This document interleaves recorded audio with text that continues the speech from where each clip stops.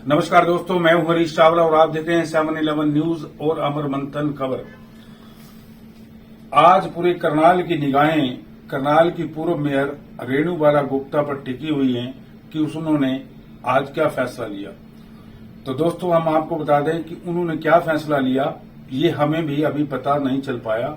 हमने बार बार संपर्क साधने की कोशिश की है, लेकिन फिलहाल इस मुद्दे को लेकर मेरे ख्याल शायद गुप्ता परिवार कोई जवाब देना नहीं चाहता।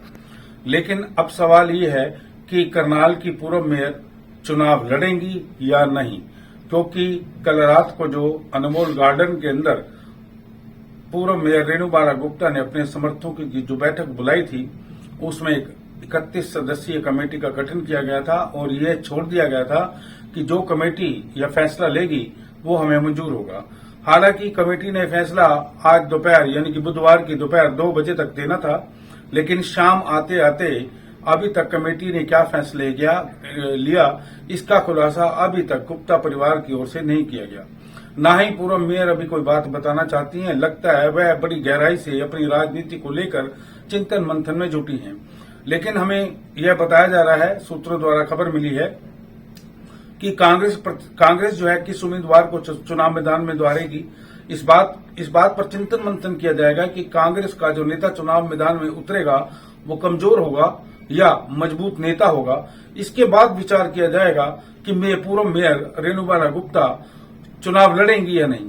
लेकिन आज आपको हमारी ये विशेष विश्लेषण जरूर देखना चाहिए, क्योंकि हर कोई हमसे यही पूछ रहा है कि आखिर करनाल की पूर्व मेयर रेणु बाला गुप्ता ने आखिर फैसला क्या लिया। तो देखिए 7-11 न्यूज और अमर मंथन खबर का यह विश्लेषण। आपको यह विश्लेषण कैसा लगा, आप इसको लाइक जरूर करें और शेयर करने के साथ साथ कमेंट बॉक्स पर जाकर अपनी राय जरूर दें। धन्यवाद।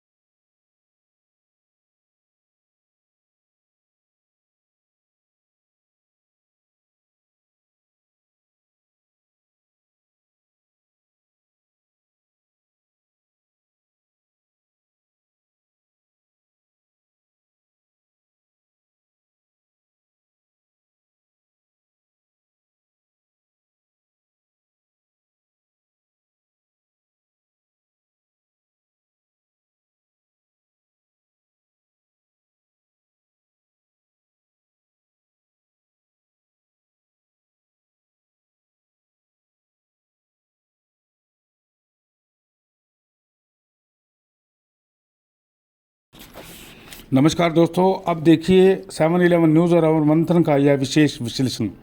अब पूरे हरियाणा की निगाहें हॉट सीट करनाल पर टिकी हैं, जहां प्रदेश के मुख्यमंत्री नायब सैनी और केंद्रीय मंत्री मनोहर लाल करनाल में टिकट आवंटन से नाराज करनाल की पूर्व मेयर रेणु बाला गुप्ता को मनाने उनके घर दस्तक दे चुके हैं, मगर पूर्व मेयर नहीं मान रही। इस बीच भाजपा से नाराज करनाल भाजपा के पूर्व जिलाध्यक्ष अशोक सुखीजा भी आज मान गए। वह आज भाजपा परिवार में वापस लौट आए। हालांकि आज नामांकन पत्र भरते समय भाजपा के प्रत्याशी जगमोहन नंद ने दावा भी किया कि उन्हें रूठे हुए सभी साथी बारी बारी मान जाएंगे। हालांकि बीती शाम रेणु बाला गुप्ता ने करनाल में अपने समर्थकों की बैठक बुलाकर 31 सदस्यीय कमेटी का गठन किया था। कमेटी ने बुधवार को 2 बजे तक फैसला लेना था, मगर फैसला क्या लिया यह शाम तक पता नहीं चल पाया। हमने कई बार संपर्क साधा मगर संपर्क नहीं हो पाया। मगर अब सूत्र जानकारी दे रहे हैं कि पूर्व मेयर रेणु बाला गुप्ता ने नामांकन भरने की पूरी तैयारी करके रख ली है, मगर आज हालांकि उन्होंने नामांकन दाखिल नहीं किया। मगर कांग्रेस द्वारा घोषित होने वाले प्रत्याशी का अब पूर्व मेयर द्वारा इंतजार किया जा रहा है। यह आंकलन लगाया जाएगा कि कांग्रेस करनाल में किस नेता को चुनाव मैदान में उतारती है। प्रत्याशी की घोषणा होने के बाद ही इस बात पर चिंतन और मंथन किया जाएगा कि चुनाव मैदान में उतरा जाए या नहीं। सूत्रों के मुताबिक पूर्व मेयर द्वारा मुख्यमंत्री और केंद्रीय मंत्री दोनों को अपने घर से बैरंग लौटा दिए जाने के बाद अब उन्हें फूंक फूंक कर राजनीति में कदम रखना होगा। भाजपा से पुराना रिश्ता है, अब उसे रिश्ते को तोड़ना और फिर भाजपा प्रत्याशी के खिलाफ चुनाव लड़ना भी पूर्व मेयर रेणुबाला गुप्ता के लिए इतना आसान भी नहीं होगा। मुख्यमंत्री मनोहर लाल और मुख्यमंत्री नायब सैनी के समय रहते तक करनाल की मेयर रही रेणुबाला गुप्ता सत्ता में एक प्रभावशाली नेता भी बनी रही। खास तौर पर वह अपने समुदाय की भी चहेती बन गई। मुख्यमंत्री की गैर हाजिरी में रेणुबाला गुप्ता के कार्यों को ना कहने की हिम्मत किसी अधिकारी में नहीं थी। यहाँ तक कि कई भाजपा नेता अपना कार्य करवाने के लिए रेणुबाला गुप्ता के निवास पर ही दस्तक देते रहते थे। लेकिन रेणुबाला गुप्ता अब चुनाव भाजपा प्रत्याशी के ही खिलाफ लड़ना चाहती हैं, तो उन पर कई सवाल खड़े होना भी लाजमी है। इसके साथ साथ भाजपा भी आक्रामक हो सकती है। करनाल में पूर्व मेयर रेणुबाला गुप्ता और उनके पति ब्रिज गुप्ता का भी खासा प्रभाव है। खास तौर पर करनाल के सभी वार्डों में उनकी खासी पकड़ भी है। केंद्रीय मंत्री मनोहर लाल उन्हें अपनी बेटी तक मानते हैं। मनोहर लाल उन्हें मनाने खुद उनके घर तक पहुंचे हैं, मगर उन्हें भी बैरंग लौटाया गया।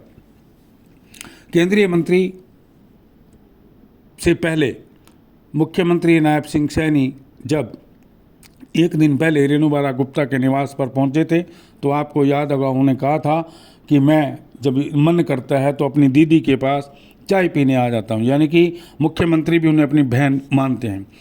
अब आप ये भी जानते होंगे कि प्रधानमंत्री नरेंद्र मोदी से मनोहर लाल की अच्छी केमिस्ट्री है, यह बात सारा हरियाणा जानता है। और जब मनोहर लाल मुख्यमंत्री थे, तब जब वह मेयर का चुनाव जीती थी, तो तब वह रेणुबाला गुप्ता को प्रधानमंत्री और गृह मंत्री से मिलवाने दिल्ली भी ले गए थे, ये भी आपको पता होगा। मगर अब अचानक परिस्थितियां बदल गई हैं।